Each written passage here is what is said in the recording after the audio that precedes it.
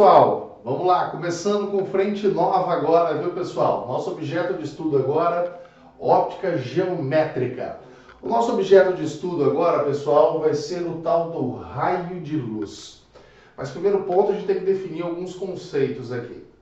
Não existe na natureza um significado físico propriamente dito, um único raio de luz. O que nós fazemos aqui é um estudo como uma parte teórica de um único, mas que serve para vários, infinitos raios de luz juntos um do outro, que nós chamamos de feixes de luz. Mas esse modelo ideal que nós adotamos como raio de luz é definido como? É um segmento de reta orientado, é um segmento de reta praticamente, que indica a direção e o sentido da luz. A gente, em final do ano, normalmente vê faixas do comércio, faixas decorativas, em que volta e meia eles desenham uma vela. E essa vela é desenhada mais ou menos assim, não é, gente? Temos a vela aqui na faixa, aí o cara coloca a chama da vela aqui numa cor diferente, e indica que a vela está acesa através de raios assim, não é? Esse raio, então, representa como se fosse um raio de luz emitido por essa chama. Basicamente, nós vamos usar isso, só que nós vamos dar um sentido a isso.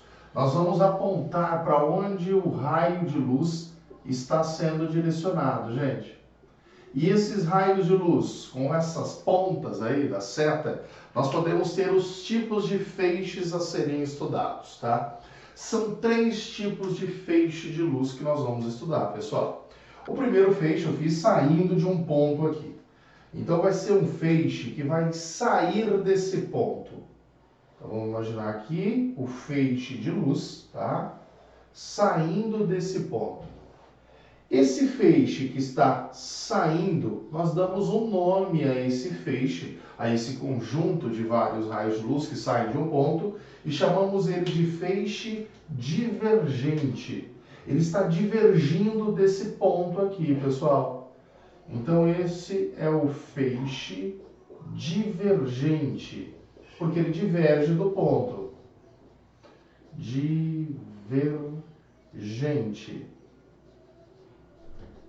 Mas podemos ter uma situação um pouquinho diferente. O feixe de luz, ao invés de sair desse ponto, adentrar nesse ponto, pessoal.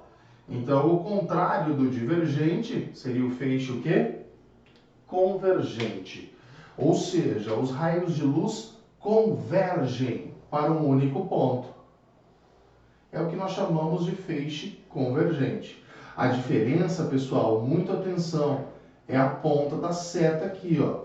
Tá vendo que aqui esse feixe está saindo, ó, saindo do ponto. Então deixa eu pintar ele aqui para deixar bem claro para vocês a diferença peculiar dos dois. Esse aqui sai de um ponto. Já aqui nós temos um feixe que adentra no ponto. Essa é a diferença peculiar dos dois tipos de feixe. E é muito importante saber essa diferença, porque a partir disso aí nós podemos classificar pontos, pessoal, que vão emitir ou vão receber raios de luz. Então aqui esse feixe, ao contrário, é o feixe convergente. Feixe convergente.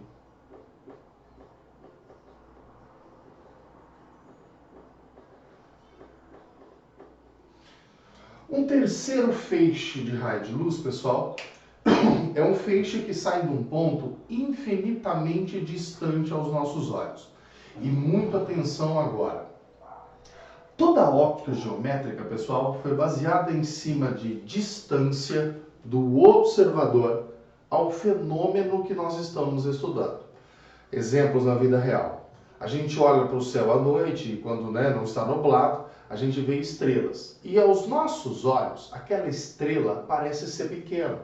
Mas nós sabemos que existem estrelas que são muito maiores que a Terra, muito maiores que o Sol. Mas quando comparamos a distância que essa estrela está dos nossos olhos, ela aparenta ser pequena.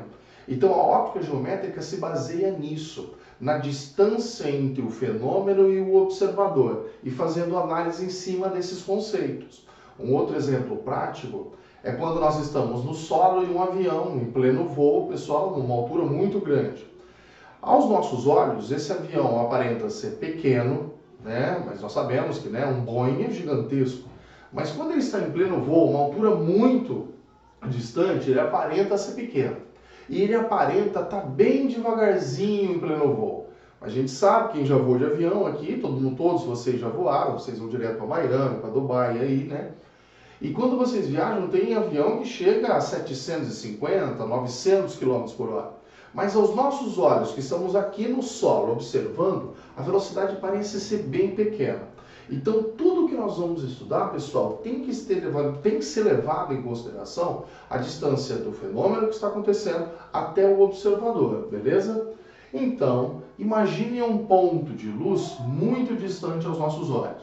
E esse ponto, quando emitir raios de luz, aos nossos olhos, ele vai chegar praticamente paralelo. Esses raios de luz chegam praticamente paralelos. E aí esse feixe nós chamamos de feixe paralelo.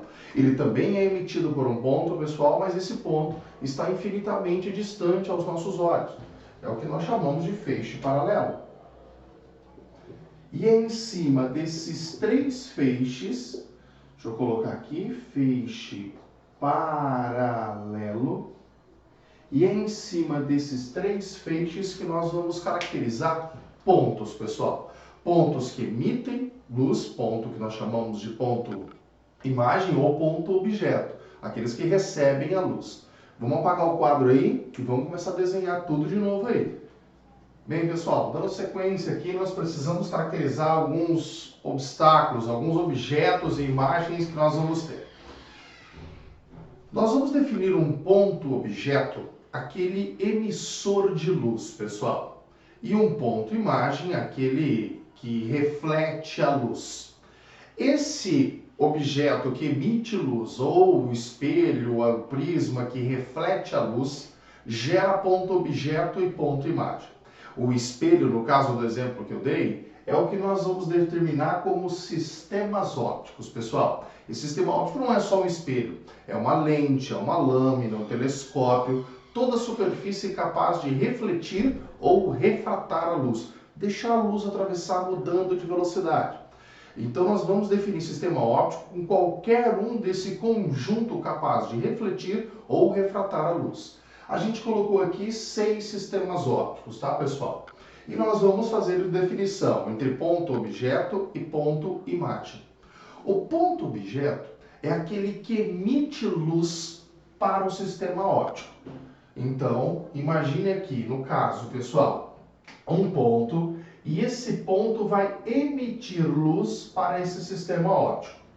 Esse ponto, então, emite luz desta forma. Opa, o que nós acabamos de ver em feixes, pessoal. Um feixe divergente. Nós caracterizamos esse ponto, abreviação PO, tá, pessoal? Como um ponto objeto real. Por que é real? Porque ele é formado pelo cruzamento dos próprios raios de luz. Já se for formado pelo que nós chamamos de prolongamentos, uma linha imaginária atrás do sistema óptico, nós caracterizamos como virtual. Então o primeiro ponto nosso é o ponto-objeto real, porque ele é formado pela intersecção, pelo cruzamento dos próprios raios de luz. Mas podemos ter a seguinte situação, onde o feixe agora já não é mais um feixe divergente. O feixe de luz é um feixe convergente, ou seja, converge para um ponto.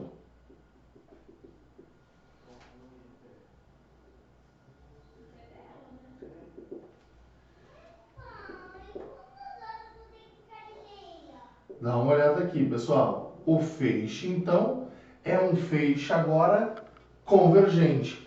Ele converge para um ponto, mas esse ponto está atrás do meu sistema óptico, pessoal. E ele é formado pela linha que nós chamamos de prolongamento dos raios de luz. Seria onde a luz iria se não tivesse o nosso sistema óptico, pessoal. Então, esse ponto aqui é o ponto objeto virtual.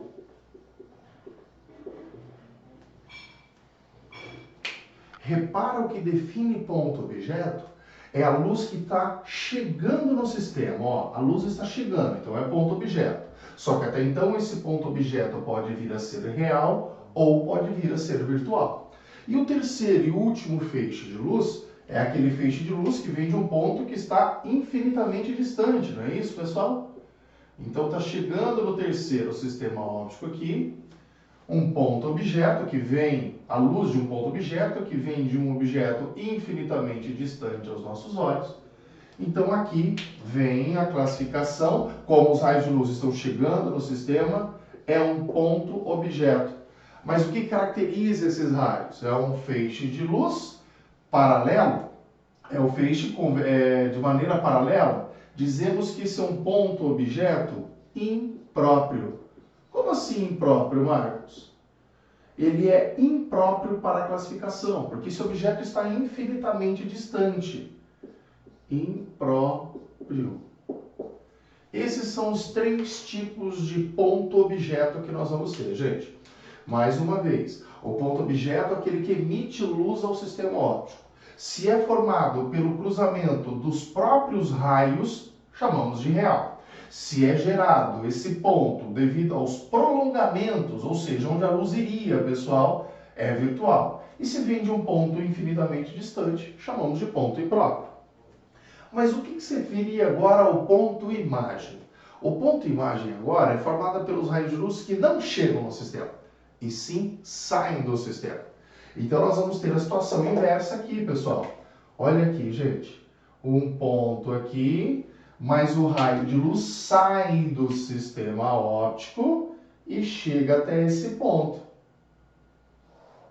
Se sai do sistema óptico, gente, e chega a esse ponto, agora tá vendo que o sentido da luz inverteu, né, pessoal? O sentido da luz inverteu. A diferença do desenho de cima para o desenho de baixo, gente. Aqui o raio de luz está convergindo para esse ponto. Aqui o raio de luz estava divergindo. Essa diferença gera um ponto-imagem, que foi o que nós fizemos na abreviação aqui, né? PI.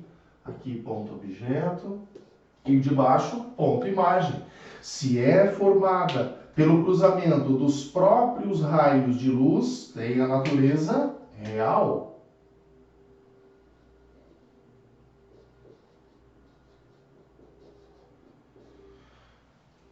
E aqui, Marcos, qual que seria a diferença? A mesma no desenho anterior, pessoal.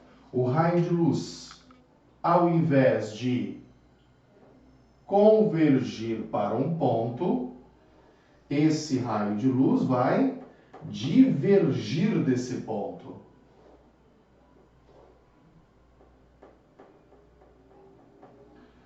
Bem peculiar a diferença. Foi por isso que eu chamei bastante a atenção de vocês, pessoal, em relação ao sentido que a gente faz os feixes.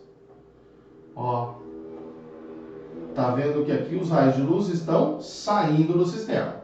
Se estão saindo do sistema, gera um ponto-imagem. Mas quem gera? Não é esse ponto aqui, pessoal? Esse ponto é formado pelo cruzamento, a intersecção dos prolongamentos dos raios de luz.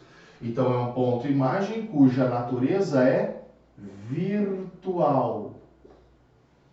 E o último desenho é raios de luz que saem do sistema óptico. Então caracterizamos um ponto-imagem, mas esse ponto-imagem é formado no infinito. Então não podemos classificar ele em real ou virtual, e sim impróprio. Aqui é o que definimos como ponto-imagem impróprio.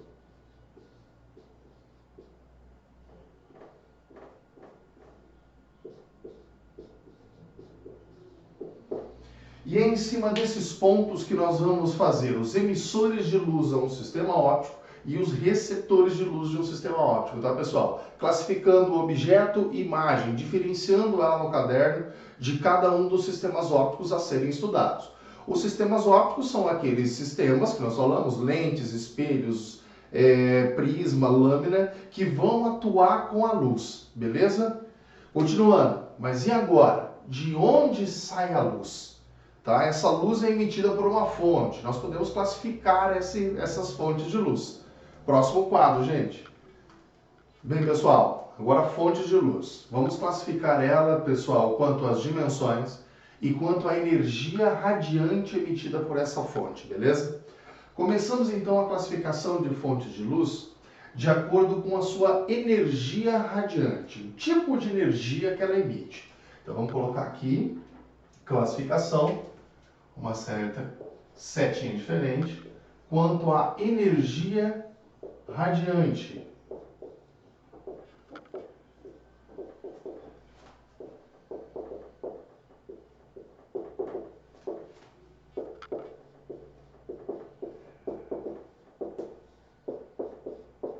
Emitida pela luz, tá, pessoal?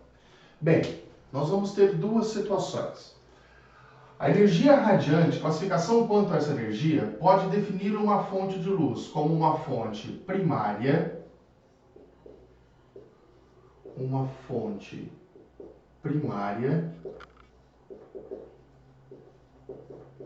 o que nós chamamos hoje, tá, pessoal, de corpos luminosos.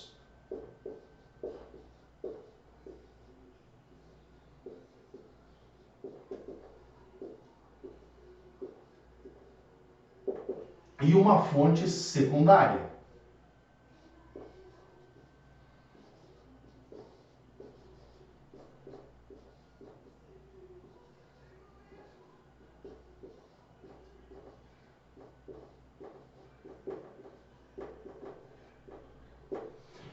Que nós hoje chamamos de corpos iluminados.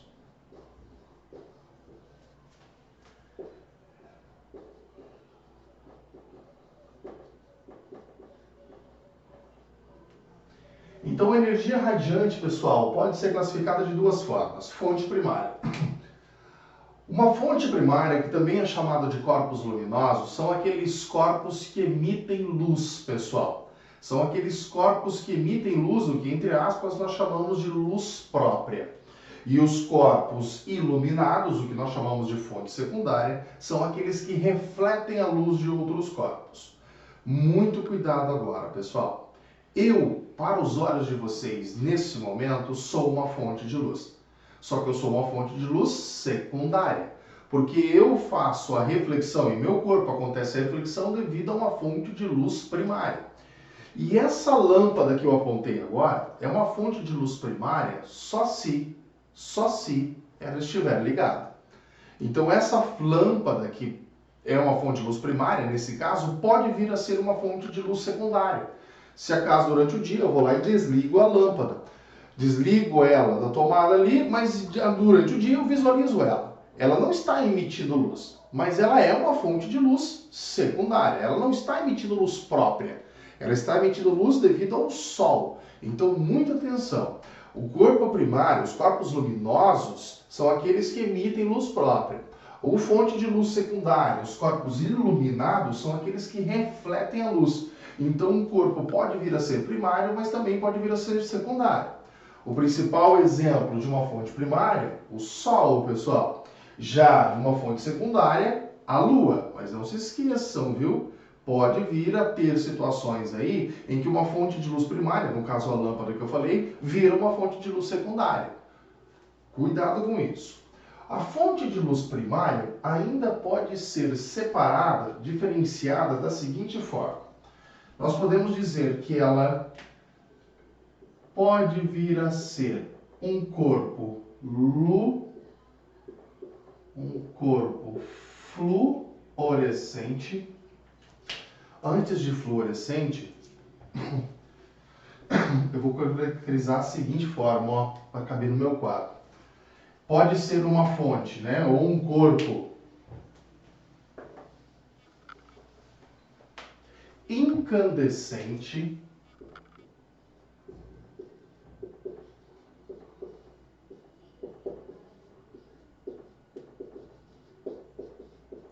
ou pode vir a ser caracterizado como luminescente.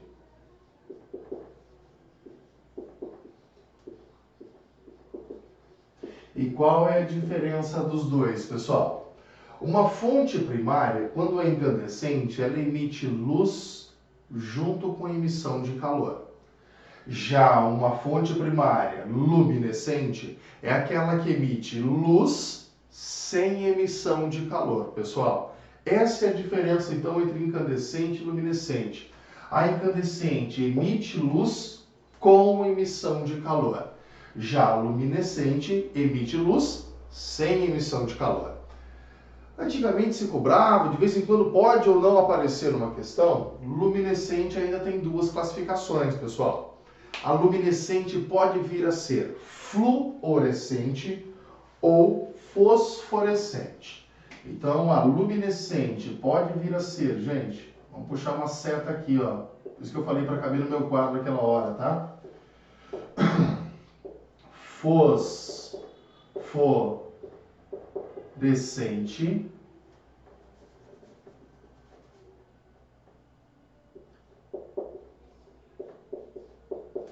ou ainda pode vir a ser fluorescente.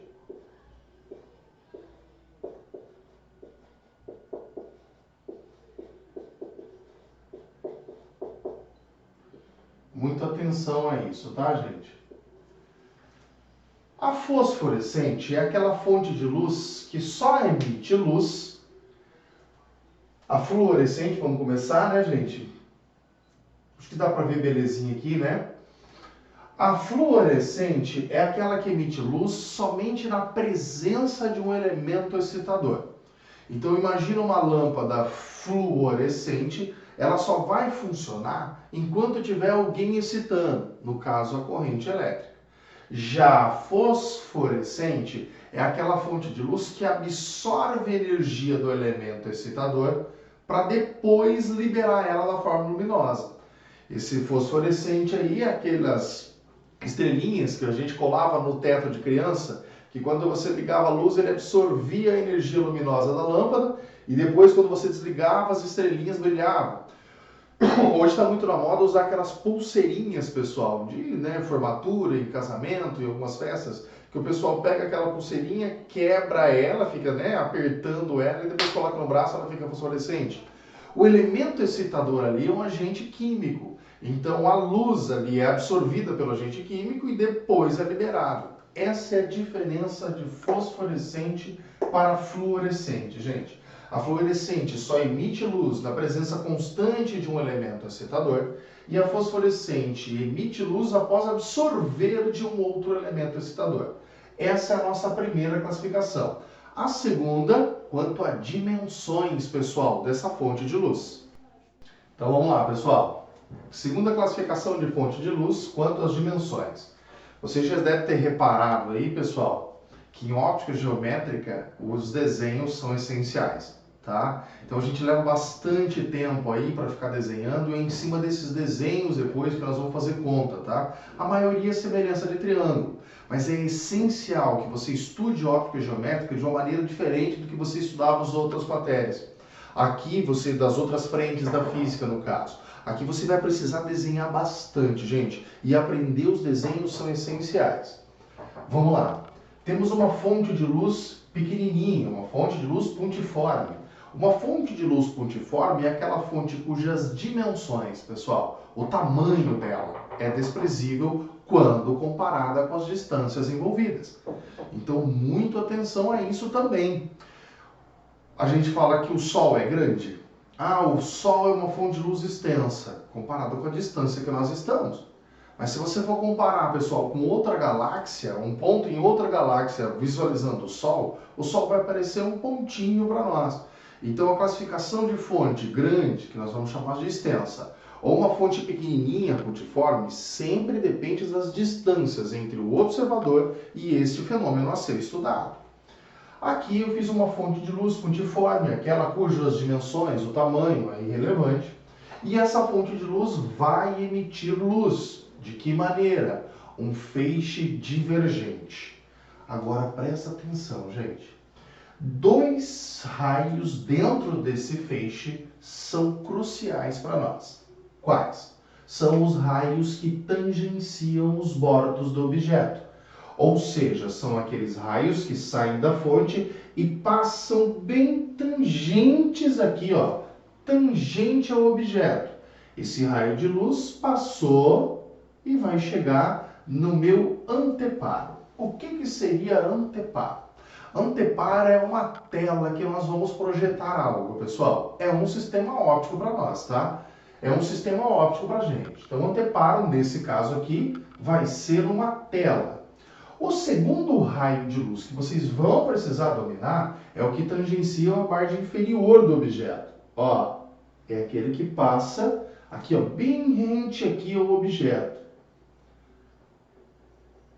Esses são os dois raios. Marcos, e aquele terceiro que você havia feito nos desenhos? Ó, se eu jogar aqui no objeto, fiz aqui o objeto, uma bola, no meu autorretrato aqui, ele não vai deixar a luz passar. Esse é um objeto opaco. Então fica uma região aqui atrás, gente. Essa região aqui é ausente de luz. Essa ausência de luz nós chamamos de sombra. Então essa parte aqui, ó, é a nossa sombra. Na verdade é a sombra do objeto, né?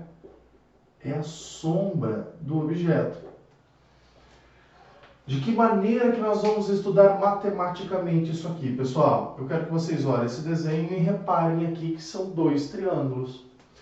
Um triângulo que liga a fonte, eu vou fazer em azul aqui, tá, gente? Ó, um triângulo que liga a fonte ao objeto.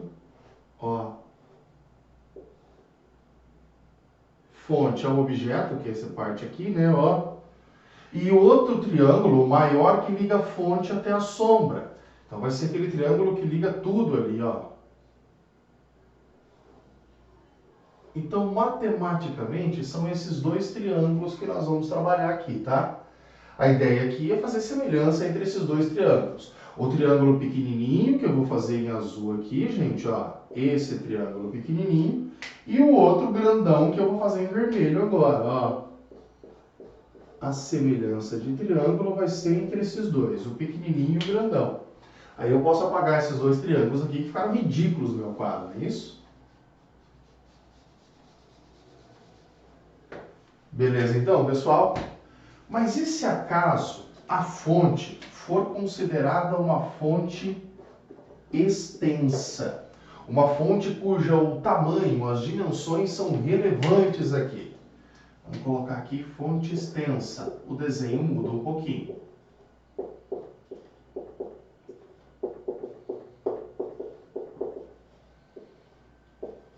Uma fonte extensa, as suas dimensões, o tamanho dela, já é relevante quando envolvida no problema. Olha aqui o tamanho da fonte, pessoal. Já é um pouquinho diferente, né? Do item anterior. O objeto, eu posso fazer o mesmo objeto, vou fazer uma bolinha aqui, o meu autorretrato, tá, gente? O objeto. E o anteparo agora. O anteparo eu vou fazer um pouquinho diferente aqui para mostrar um perfil frontal do que está acontecendo, a diferença entre as duas fontes. Ó, o meu anteparo eu vou desenhar ele um pouquinho diferente agora, tá?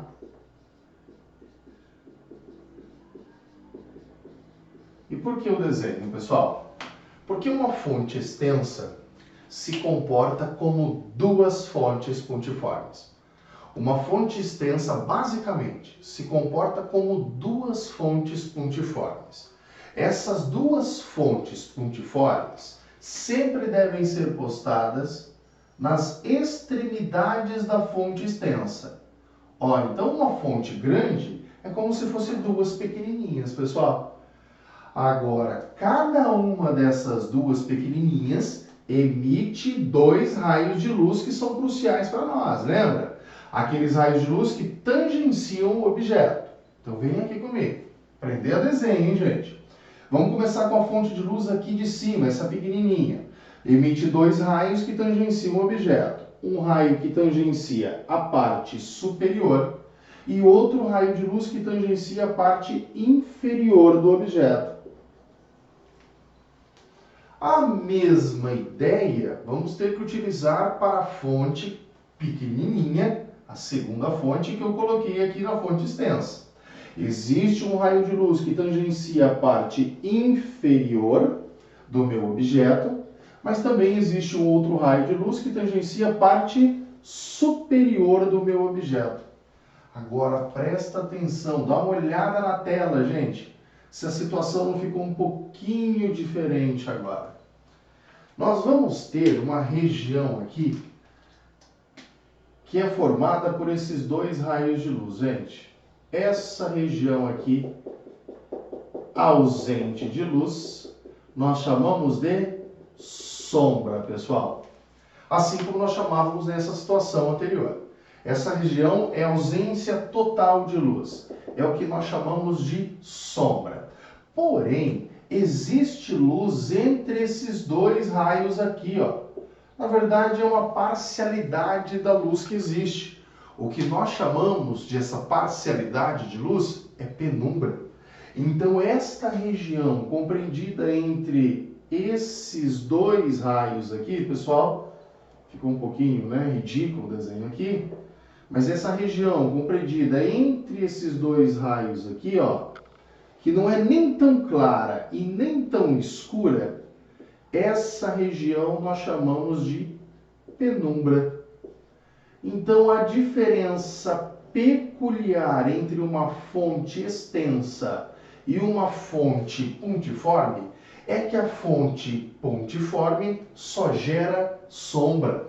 A fonte externa gera sombra e penumbra.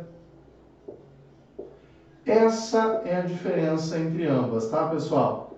Ó, aqui ausência total de luz, sombra. Belezinha por enquanto, então, gente? Vamos nessa!